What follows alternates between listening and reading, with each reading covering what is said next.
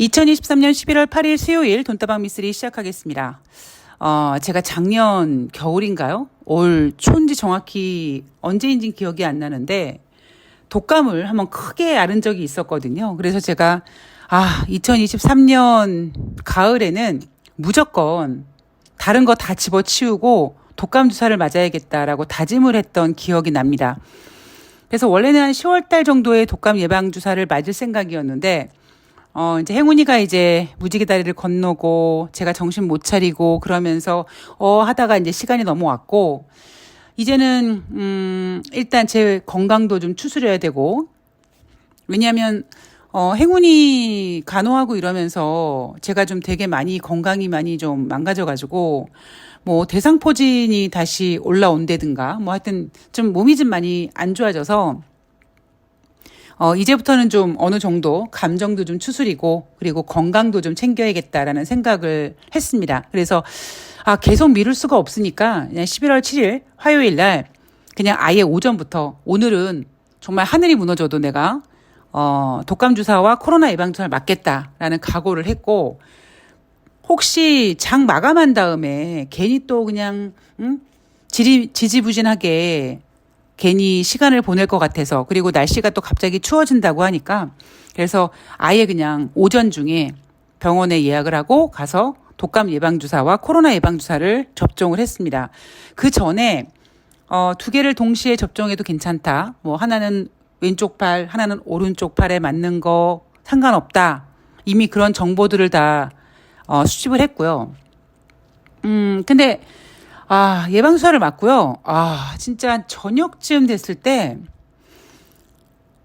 그냥 제가 어떤 생각을 했냐면 이럴 바에는 그냥 독감 걸리고 말지라는 생각이 들 정도로 너무 컨디션이 좀 떨어져가지고요. 뭐 왼쪽 팔, 오른쪽 팔, 뭐 뻐근하고 아프고 그걸 떠나서 제가 그 얼마 전에 그 새날 그 10주년 공개 방송 진행을 하면서 이제 제가 오랜만에 정말 행운이와 같이 있을 때는 제가 하이를 한 번도 신어본 적이 없으니까 10년 만에 제가 이제 오랜만에 높은 하이를 한번 신었습니다. 그러다가 좀 낮았을 스프링 인대가 다시 좀 무리가 와가지고 다시 요즘 침을 맞으러 다니는데 이번에 스프링 인대가 다시 이제 재발하면서 이 종아리까지 약간 통증이 왔었거든요. 그런데 진짜 너무 신기했던 건 뭐냐면 독감 예방주사와 코로나 예방주사를 동시 접종을 했더니 스프링 인대가 평소 아픈 것보다 10배가 더 아팠고요. 스프링 인대뿐만 아니라 다른 부분, 제가 여기 좀 아픈데 라고 느꼈던 그 신체 부분이 정말 평소 아픈 것보다 10배 이상 통증이 느껴질 정도로 너무나 힘들더라고요. 그래서 아침에 일어나서 그래도 뭐 주식시장은 지랄 연병막 난리부르스를 쳐도 그래도 감사하게 지금 이벤트 진행 중인 종목들이 하나씩 지금 정리가 되고 있는 중입니다. 그런 가운데 이제 종목에 좀 집중을 해야 되니까 일단 책상에 앉아서 의자에는 앉아 있는데 죽을 것 같아요. 그러니까 저는 돈다방 미쓰리 원고를 직접 손으로 쓰잖아요. 그리고 그거 아니더라도 뭐 종목을 검색하거나 뭐 인터넷에 뭐 검색할 때는 이제 이 키보드를 쳐야 되는데 이 키보드를 치기 어려울 정도로 너무 힘이 들어서 하여튼 계속 고생을 하다가 그래도 오늘 돈다방 미쓰리는 좀 올려드려야겠다라는 생각을 가지고 원고를 천천히 작성하고 지금 제가 방송을 녹음하고 있는 시간은 11월 8일 수요일 오후 4시가 좀 넘어갔습니다. 근데 그냥 저 개인적으로는요. 큰 숙제를 좀 한 것 같은 생각이 들더라고요. 물론 제가 아까 농담 삼아서 이렇게 독감 백신, 코로나 백신 동시에 맞아서 이렇게 힘들 거면 그냥 독감 걸리는 게 낫지 않나라는 이야기를 했지만 작년에 독감을 걸려봤고 또 지금 독감이 유행이라고 하니까 그동안 접종을 해야지 했던 어떤 굉장히 큰 숙제를 좀 한 것 같아서 나름대로 되게 뿌듯하고 좀 다행이라는 생각이 들었습니다. 여러분들도 뭐 굳이 저처럼 한꺼번에 다 안 맞으셔도 되고요. 근데 여하튼 코로나 접종 같은 경우에는 지금 무료 접종이 가능하고요. 그리고 독감 주사 같은 경우에는 가격 차이가 좀 있는 것 같은데 제가 맞은 독감 주사는 녹십자 거고요. 그리고 가격은 한 35,000원 정도 되더라고요. 그러니까 여러분들께서도 지금 독감이 한참 유행하고 있다고 하니까 시간 꼭 짬을 내셔가지고 독감 예방 주사 그리고 코로나 예방 접종도 꼭 맞으셨으면 좋겠습니다. 무엇보다 가장 중요한 건 건강이잖아요. 예.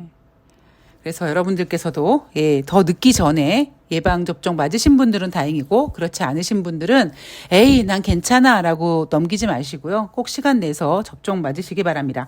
자, 오늘 돈다방 미쓰리는 11월 7일 화요일 뉴욕 증시 마감 현황을 아주 가볍게 점검을 해보도록 하겠습니다. 자, 미쓰리가 예상하고 있었던 이번 주 뉴욕 증시 분위기는 지난주에 너무 뜨거웠기 때문에 이번 주에도 겁나게 뜨겁기는 좀 어려울 것 같고 그렇다고 또 빼기는 좀 그래서 이번 주는 그냥 완만하게 지난주 너무 뜨거웠던 그런 분위기를 좀 식히는 과정이 되지 않을까. 특히 인생이나 주식이나 한쪽 방향으로만 가는 게 없으니까 지금 뉴욕 증시 3대 지수가 모두 뭐 6거래일, 7거래일 이렇게 계속 오르고 있지 않습니까? 그러면 점점 시간이 가면 갈수록 이제 뉴욕 증시도 너무 뜨거우니까 이제 조정받겠구나라는 심리가 더 커지거든요.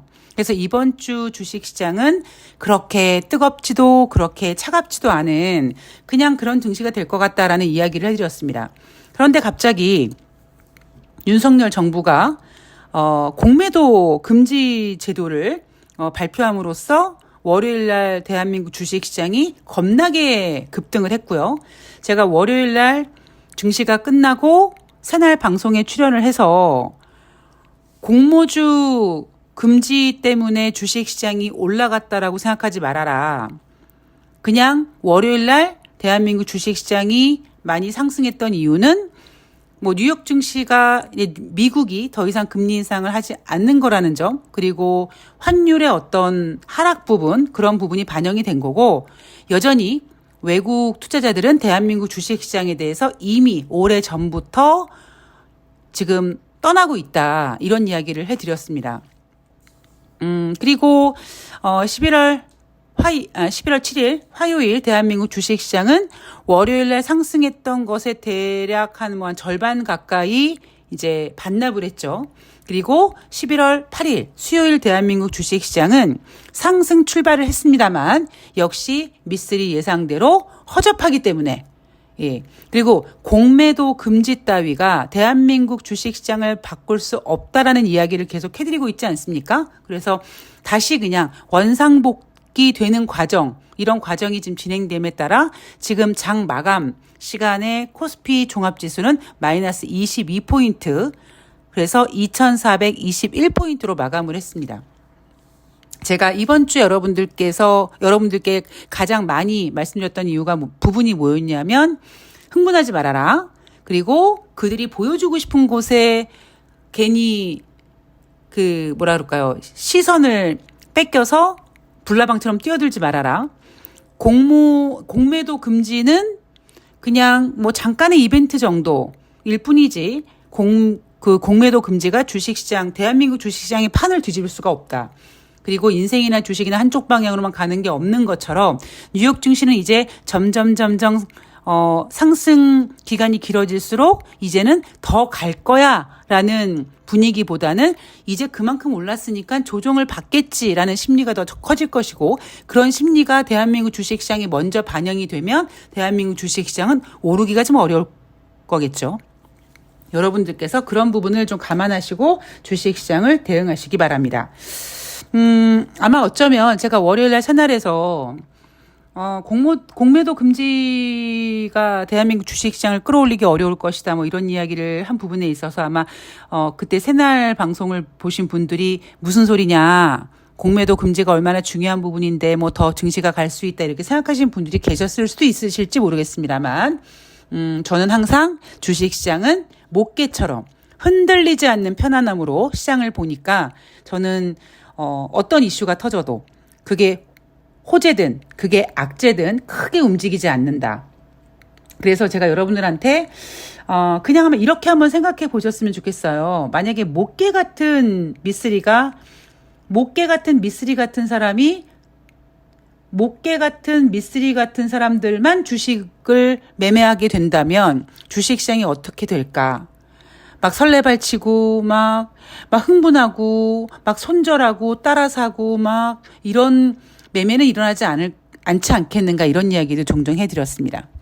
자, 11월 7일 화요일 뉴욕 증시 3대 지수 상승 마감했습니다. 다우지수 0.17%, S&P 500이 0.28%, 나스닥이 0.90% 상승했고요.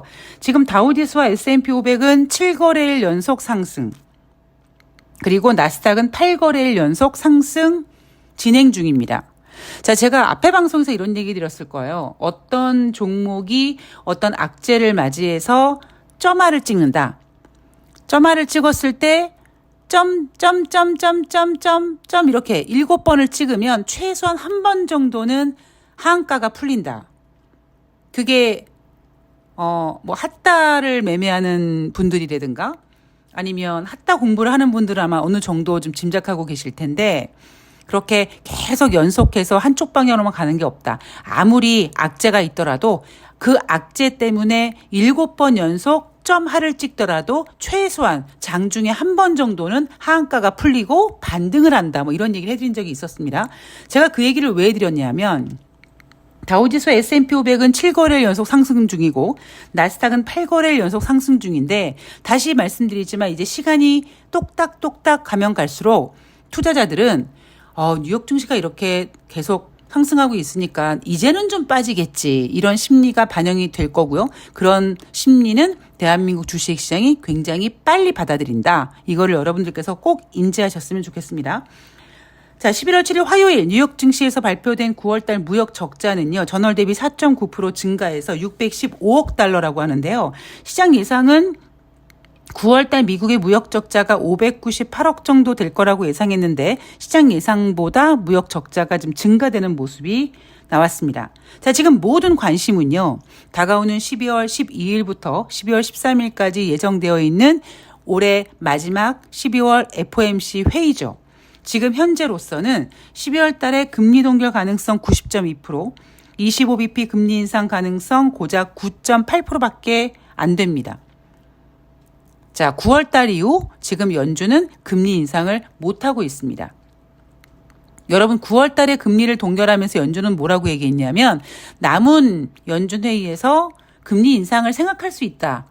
그러니까 9월 달에 금리를 동결하면서 우리 금리 동결하니까 앞으로 금리 인상 안 할 거야 라고 이렇게 얘기를 한 게 아니라 9월 달에 금리를 동결하면서 마치 투자자들이 연준 니네가 이제 금리 인상 더 이상 못 하겠구나 이렇게 방심할까 봐 연준은 계속적으로 남은 연준 회의에서 금리를 인상할 거야라고 얘기를 했습니다만 미쓰리는 남은 11월, 12월에도 금리 인상하지 못할 것이다 라는 것이 저의 주된 주장이죠.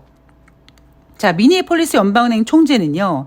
추가 금리 인상이 필요한지 아닌지는 지표에 달렸다 라고 얘기합니다. 경제가 2%로 돌아가는데 얼마나 많은 인상이 필요한지 말해줄 것이다 라고 얘기했고요. 인플레이션을 2% 목표치로 되돌리는 일은 아직 끝나지 않았다라고 했습니다.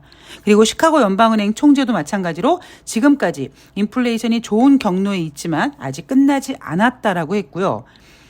크리스토퍼 월러 연준 이사는 3분기 경제 성장률이 엄청나게 잘 나와서 연준이 다음 행보를 고려할 때 지켜볼 필요가 있는 지표다라고 얘기를 했습니다. 그리고 마지막으로 미셸 보면 연준 이사는요. 향후 회의에서 들어오는 데이터가 인플레이션 진전이 정체되거나 적시에 2% 내려오기를 충분하지 않기 때문에 라고 얘기하면서 미셸 보면 연준 의사의 어떤 생각은 나 금리 인상 지지한다라는 이야기를 했죠. 자, 이날 발언을 한 미니애폴리스 연방은행 총재든 시카고 연방은행 총재든 크리스토퍼 월러 연준 이사든 미셸 보면 연준 이사 모두 시장에다가 이 투자자들 우리 인플레이션 2%가 될 때까지 긴장감을 풀지 않고 언제든지 금리를 인상할 수 있어 라고 경고를 하고 있습니다. 그런데 문제는 뭐냐면 시장은 이들의 이야기를 진지하게 받아들이지 않고 있습니다. 왜냐하면 경제지표 때문이에요. 특히 11월 초에 발표한 10월 달 노동부 고용지표 무려 비농업자 고용자 지수가 예상치 17만 명을 훨씬 미치지 못하는 15만 명. 게다가 실업률은 오히려 상승했습니다. 그동안 미국은 꽤 오래 전부터 경기 정점을 찍고 우하향 곡선을 그리고 있었습니다만 미국이 계속 주장했던 건 뭐냐면 아니야. 우리 미국은 고용지표 좋아. 미국 경제지표 중에서 가장 중요한 건 고용지표야라고 자부심을 갖고 이야기를 했지만 그 고용지표도 지금 흔들리고 있다. 그래서 연준은 12월 달에 금리 인상을 못할 것이다. 아무리 지금 연준 의원들이 금리를 인상할 수 있어. 그리고 그 명분이 뭐냐면 인플레이션 2%가 될 때까지라는 인플레이션 2% 수치에 목숨을 걸고 있지만 시장에서는 못할 거야라고 보고 있는 거죠. 그런데 이게 되게 단순하게 보면은요. 이제 더 이상 연준은 금리 인상을 못할 거야. 다른 말로 금리를 동결할 거야. 금리 동결은 주식시장에 우호적이야 라고 생각하기에는 조금 우리가 조심해야 될 부분이 바로 뭐냐면 인플레이션이 아직 잡히고 있지 않다라는 겁니다. 연준 위원들은 아직까지 인플레이션 2%를 주장하고 있고요. 그런데 인플레이션은 지금 최근에 3%까지 내려왔습니다만 다시 반등하는 모습을 보이고 있죠. 제가 요즘에 국제유가 얘기 안 하고 있습니다. 왜? 이미 지난번에 국제유가 한참 핫했을 때 그때 88달러 그때 움직일 때 미쓰리가 제가 생각했을 때 그러니까 WTI 기준으로 90달러 넘어갈 수 있다. 그런데 전문가들이 예상하는 대로 100달러는 못 갈 것이라고 얘기했고 이스라엘과 그 하마스의 어떤 전쟁이 터졌을 때도 다시 국제유가가 들썩거릴 수 있다라고 얘기했습니다만 저는 그렇게 큰 의미를 두지 않았습니다. 왜냐하면 제가 보고 있는 국제유가의 관점은 뭐냐면 국제유가는 너무나 순수한 녀석이기 때문에 국제유가가 지금 80달러 아래로 내려온 이유 결정적인 건 뭐냐면 글로벌 경기 둔화입니다. 지금요.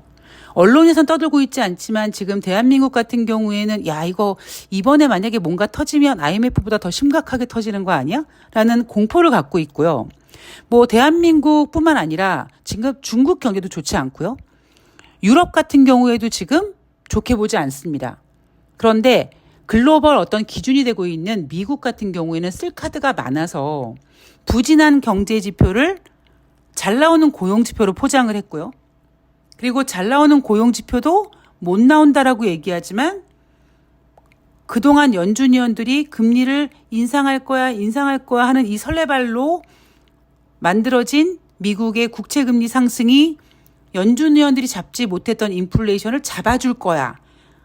국채금리가 연준이 못했던 일을 해줄 거야라는 식으로 굉장히 그럴듯하게 포장하고 있지만 정작 그 보이지 않는 뒷면에 가장 중요한 숙제 뭐냐? 바로 글로벌 경기 둔화입니다. 그래서 국제유가가 지금 힘을 못 쓰고 있는 거고요. 그리고 제가 생각하고 있는 부분 중에 하나가 뭐냐면 지금은 그 누구도 인정하지 않죠. 물론 인정은 합니다. 누구를 인정하냐면 중국 경제 안 좋아. 유럽도 이제 경제 좀 안 좋을 것 같아. 정도는 글로벌 어떤 언론들이 인정을 합니다만 미국이 경제가 안 좋다라는 거를 잘 인정하지 않습니다.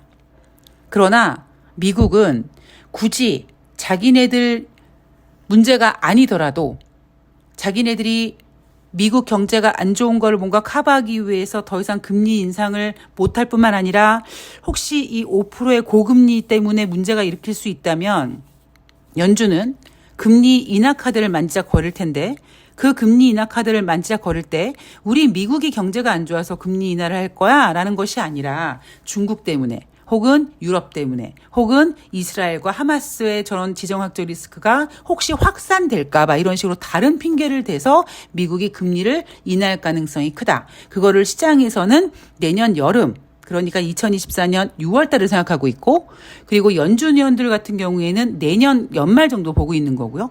저는 오히려 내년 초 정도에 미국이 금리 인하 카드를 만들지 않을까.